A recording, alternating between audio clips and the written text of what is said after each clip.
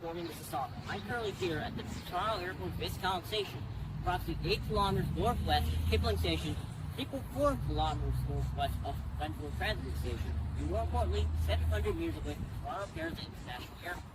Canada's busy airport, serving 46.8 million passengers a year pre-pandemic. And right behind me is the line that's supposed to connect all of this to the city, the Union Pearson Express. Every 15 minutes, a diesel bullet charges from Union to Pearson, burning money like a jet. But here's the thing, this is not really some premium airport train. It's just GO Transit in disguise. Same tracks, same basic concept, for some reason we pretended special. So let us stop pretending. Let us turn the Express into what it's always meant to be, a regular GO train that has to stop at the airport.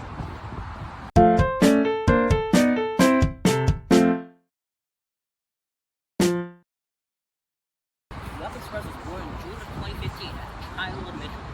It was Toronto's brand spanking new premium airport.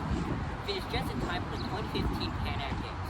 It operated every 15 minutes, 5:30 a.m. to 1 a.m. daily from Union Station to Pearson Airport.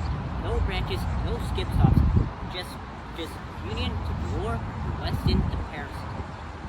The service used high-floor Denmark Chariot diesel multiple unit sectors to bring faster and GO Transit's locomotive hauled trains aligned for 25 minutes from end to end. Back then, it was marketed like a limousine on rails. One-way adult ticket, fancy leather seats, power rounds, luggage racks, and even fancy departure screens. And it flopped hard. No one wants to pay that much for a train into the airport. In response, by March 2016, Metrolinx cut fares substantially, lowering the adult one-way fare to $12.35 and the Great Express fully suppress the car system, which made it more accessible for regular transit riders. This boosted ridership and positioned the Express as a hybrid service, serving both airport passengers and commuters. Since then, the Express has maintained steady service with incremental improvements, including increased train frequencies and better connections at stations such as Weston and Bloor. Looking forward, this line is part of Metrolinx's GO expansion plans, including potential electrification. In addition to this, a new station is planned to open on the line, Mount Dennis Station, to connect the future Echo-King crosswalk. Please open. Despite fare cuts and better integration, the Express still struggles with lower than expected ridership. Why?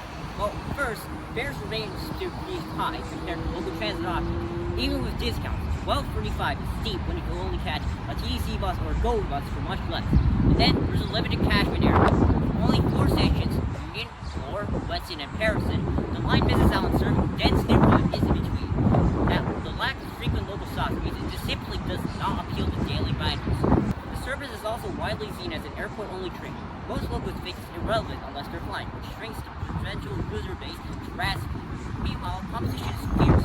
TDC buses, the subway, and GO buses already cover many more local trips with much more speed. To top it off, COVID wiped a huge chunk of the Express's core market by slashing air travel numbers. Connection options are limited too. Until the new Mount Dennis station opens, transfers to other transit lines are weak. Plus, service hours, while frequent, do not fully cover shift workers, late night, and early morning flight crews. All these factors stacked up and keep the Express ridership lower than expected, despite all the improvements made throughout the years. This is why I propose the following: converting the Union Pearson Express into a standard GO service and constructing a new junction to allow trains run from the Pearson Airport Spur to Kitchener Line westbound towards Kitchener. This will allow for so many improvements. First, fares will become consistent. Riders pay the same GO fare across the entire system. No more $12.45 special premium for a qualified 4-stop shopper. Fares will come cheaper for commuters and less confusing for tourists. Second, transfers to the broader GO network were improved. No more separate platforms that are somehow 250 meters away from each other. Everything will run on the same tracks in the same platforms.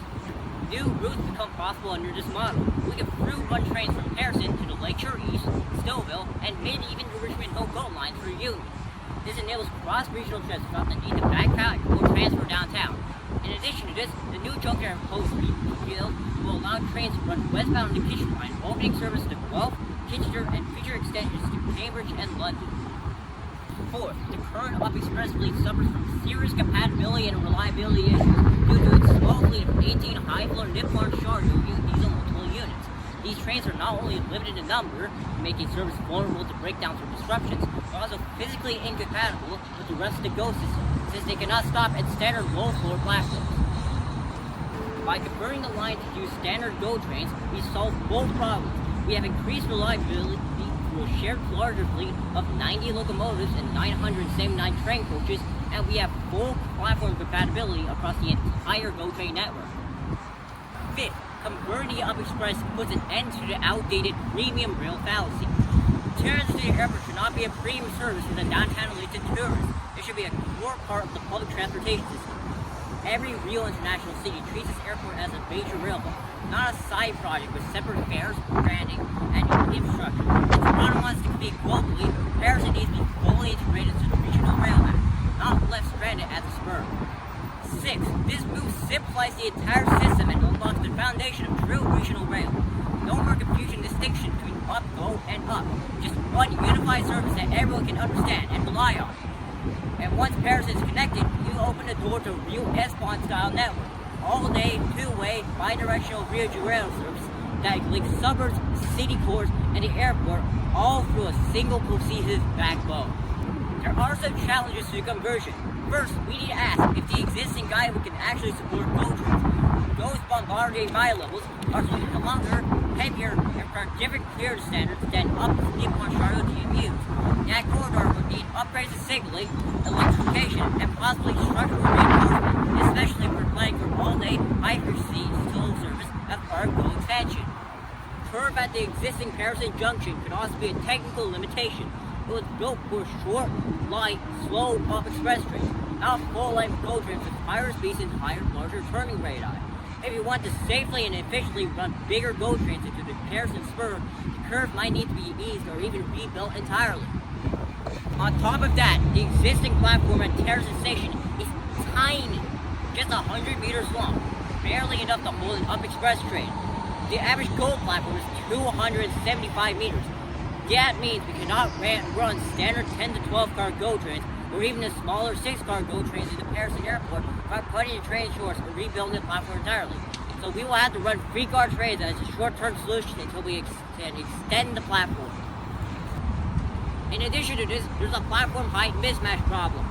The Pearson station was built for high-floor Up Express trains, but GO's bi-levels and future EMUs were low-floor. To make this work, we would need to raise the track bed. And the door locations on the Up Express trains aren't the same as the door location on the GO trains, so we will need to replace the existing platform's green doors. Finally, all these upgrades will need to happen while keeping service running and minimizing disruption. Pearson Airport runs 24/7.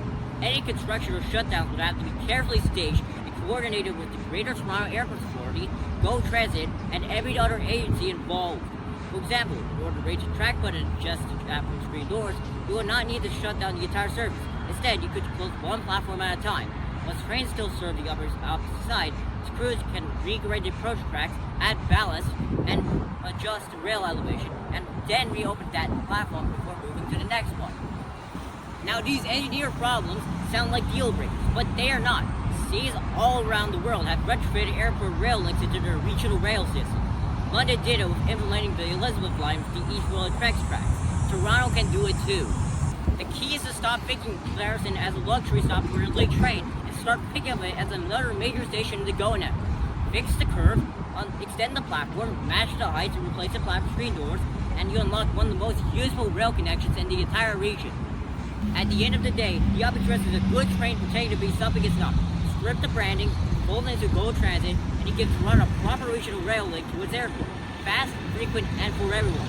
Now, if you excuse me, I will be catching a 900 airport express back home because I will go broke if I try to ride the Up Express. Thank you for watching.